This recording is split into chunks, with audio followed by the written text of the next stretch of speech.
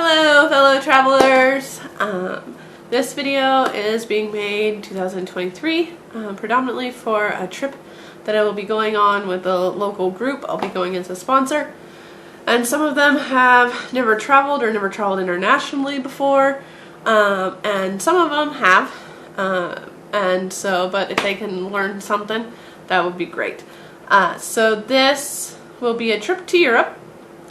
Sweden predominantly for them. I will be staying a little bit afterwards. So this is, I have a few other videos. I have one on my go-to travel items, my new travel items that I haven't ever used yet, and then just some general tips for traveling, especially traveling abroad. So we're going to start with the luggage items. So the first time I went to Sweden, and the second time, this is the type of suitcase I brought, which is perfectly fine if that's what you want to do. This one, thank you to my sister for not knowingly letting me use it in this video. But the second time I went to Sweden, I was actually staying there for 2 months, so it made more sense. And the first time I just didn't know, and I just took a whole bunch of stuff, and it served its purpose. It was great, but I've since learned that, at least for me personally, I like to go a little bit smaller. A, I don't take as much stuff, and B, Europe has a lot of cobblestone roads and some hostels or hotels you have to stay in. You have to climb the stairs, things like that. So for me, I actually go with a smaller bag, which I will get to in just a little bit. But that is certainly an option. You just need to make sure that you check the size that you're able to take, and that you're willing to lug this around. This one does have wheels, but again, on those cobblestones, sometimes the wheels don't help out. And definitely, no matter what bag you take, don't fill it completely, because you do want to have some room for souvenirs on the way back. So just make sure of that, and also just make sure the weight doesn't go over. You don't want to exceed that weight limit. Another bag that I used to take that I'm not taking this year is a messenger bag. This used to be usually my personal item, and so it was nice. I would fit my camera bag inside of it. It had a nice slot for my passport, wallet, and all of that stuff. And then this could turn into my purse as well later down the road when I was traveling. For me, this is technically, while it is a messenger bag, it technically is a camera bag that I just took the padding out of, because I have a smaller camera bag for my actual camera. But to me, especially when I was traveling alone, this looked less touristy than just a camera bag. That was, I will say, it's still somewhat the case, but that was also before social media blew up and content creators were a thing, because now you can go to a city and there's a whole bunch of people with camera bags and video cameras and things like that that are doing content creation, and they might actually live in that city. So you can't normally tell the tourist by having a camera bag around them anymore. Back when I first started traveling, that was kind of a big thing, so for security reasons I would do this. But with that being said, a messenger bag is really nice to have as a purse or a carry-on, because you can go over on the side and then you can really easily get into it. So that is an option for you. Alright, on to what I will actually be bringing this year. So when I started traveling again, back, it's probably been about 8 years or so now, I decided I was going to go the backpack route. And so this backpack is from then. It is a cheaper backpack, but that's okay. It doesn't have to be expensive as long as it works for you. So this is my main suitcase. So it will be this backpack. This one's nice because the top has a little zipper pouch area. That's great for the souvenirs on the way back. But on the way there, or even on the way back if you have liquid items, because most of the time I tried to do it where this was my carry-on item, Again, another reason why you don't have to fill it so full, so that it will work as a carry-on item. But then this top portion would have my liquids in it, so I could easily get it out. I have another little pocket here for snacks. Has a nice handle so that if you do want to carry it like a duffel bag, you can. And then it just has quite a bit of space, but it's not too big. So this is my main suitcase. Like I said, I usually used it as a carry-on, and I would just take this in a personal item bag with me. This year, this one might get checked, actually. So because of that, and just in general, I got this. Now this technically should be in my new items video, but it goes with this so much that I wanted to put it in this. And I saw this on my last trip to Europe, so before COVID. Some girls in my hostel had these. This is a backpack cover. So once I get everything packed in my backpack, and since this one is being checked, I would put this on top of it, so that way all the straps and things like that aren't going to get caught in any of the airport conveyor belts, that's the word, conveyor belts. But also it's just added security. So if I'm staying at a hostel, I can put this on, I can lock it up. People can't actually get into the backpack. If you do check a backpack, sometimes the airports will actually put their own bag on top of it, a plastic bag.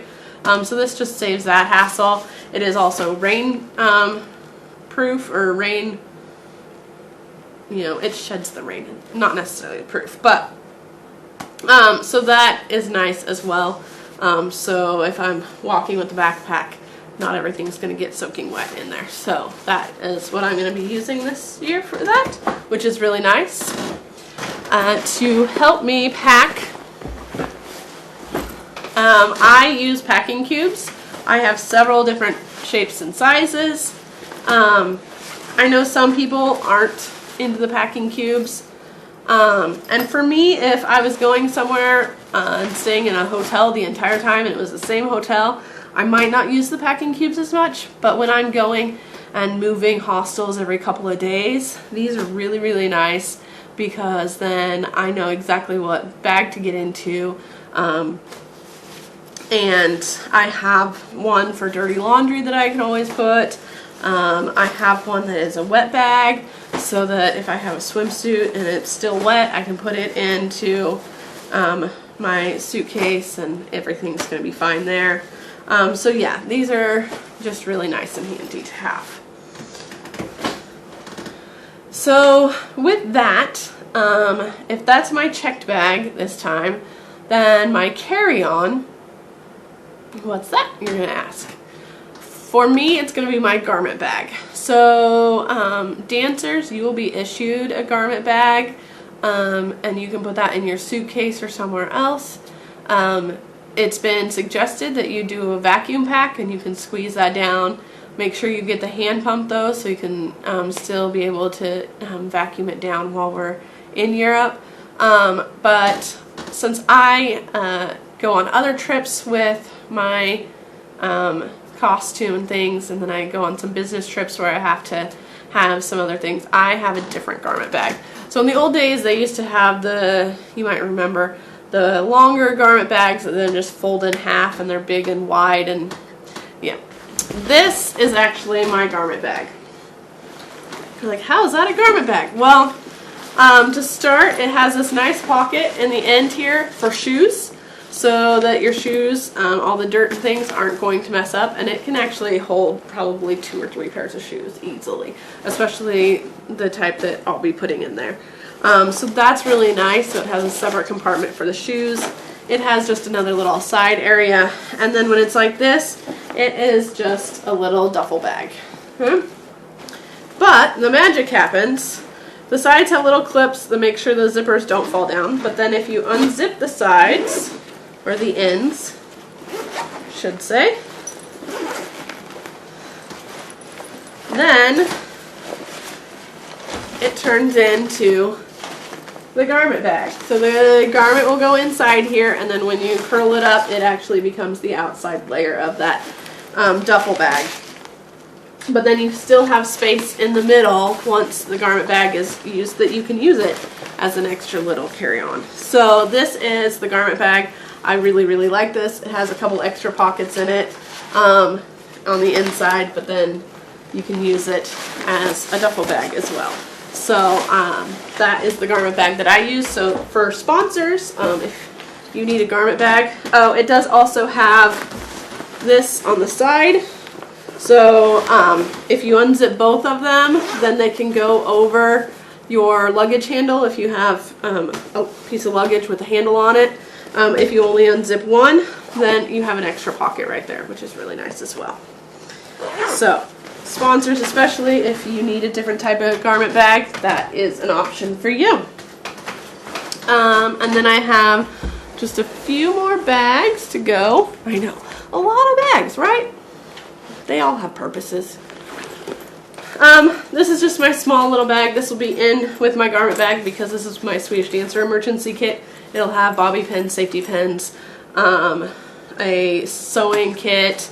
It has some Tide pins, Kleenexes, all that good stuff, Band-Aids. So you guys don't need to take it because I got you covered. So, but that will be in there. So that's another bag. And then, like I said, I have my camera bag.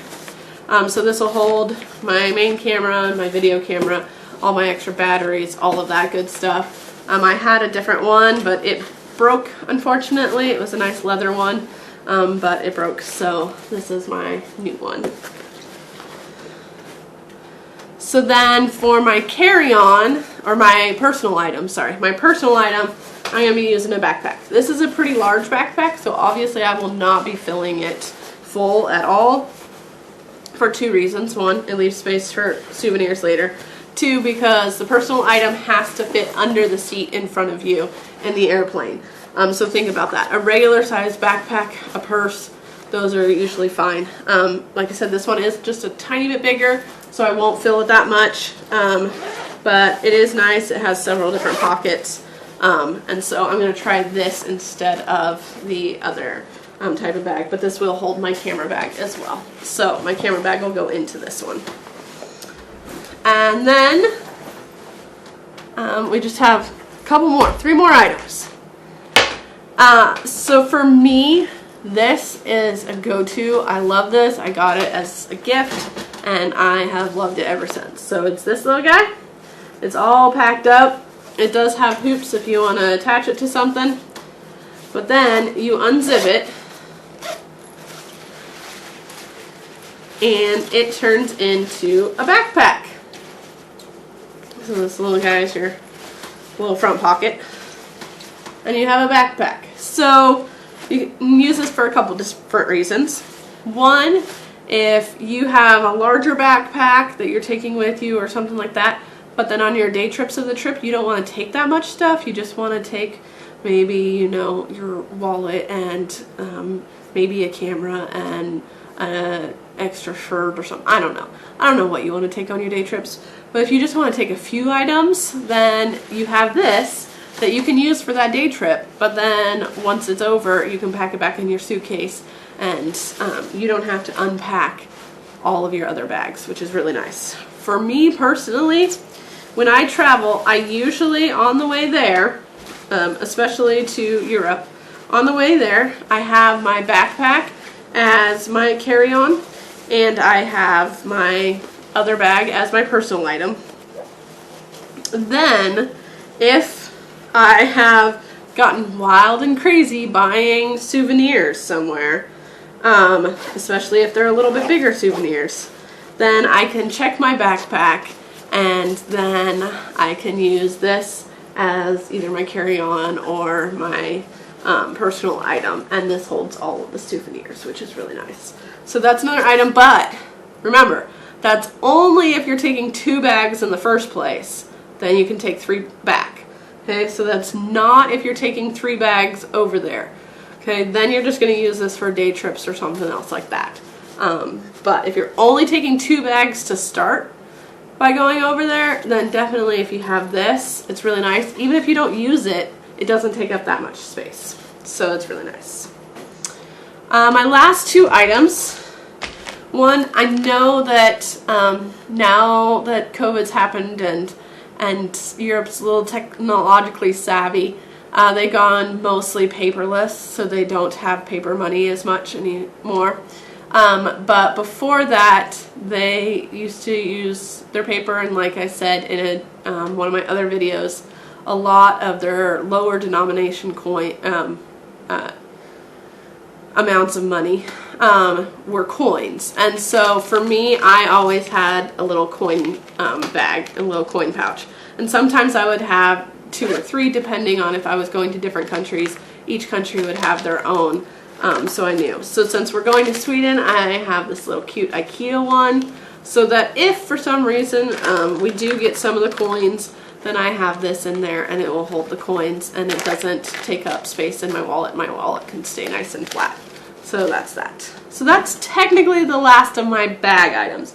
The last thing I need to talk about is luggage tags. So it's very, very important that you have a luggage tag on all of your bags, even your carry-on and your personal item. You want to have a luggage tag on those bags. That way if they get lost or something like that, you want to make sure that they're distinguishable to you. So like this one I got is from a friend, and it has glitter all over it, so I know to look for glitter. Another thing you can do if you have a less distinguishable luggage tag is you can tie a colored ribbon on your bag or something like that. So that way when it's coming around on the carousel, you can determine which bag is yours without actually having to like look at the tag as much, things like that. Also with these tags, and I have a good example. Let me find my garment bag. Way down here. So with the tag, on the tag that is visible, I don't know if it will show up or not. On this tag, no. Oh, there we go. I just put my first initial and my last name. I don't put the rest of my stuff on there. You can't even tell what my first name is. On the other side, I will have some contact information, whether that be just my phone number or like my parents' phone number or something like that. I will have the contact on the other side. That is because if I'm walking through the airport, or if this is just sitting next to me at the airport or something like that, then other people aren't able to see my actual contact information. They can see the name. I can see the name quickly. So this luggage tag, if you flip it, I can see that it's in Nelson real fast. I can know that that's my bag. I don't need to know anything else. But that way, people aren't getting your private information while you're just passing through the airport or something. So that is a nice security feature. But always make sure that you have a luggage tag that you can know which ones are yours. So let me know if you have any questions or if you have any other tips that you want to share with me. And other than that, I hope you have a safe trip.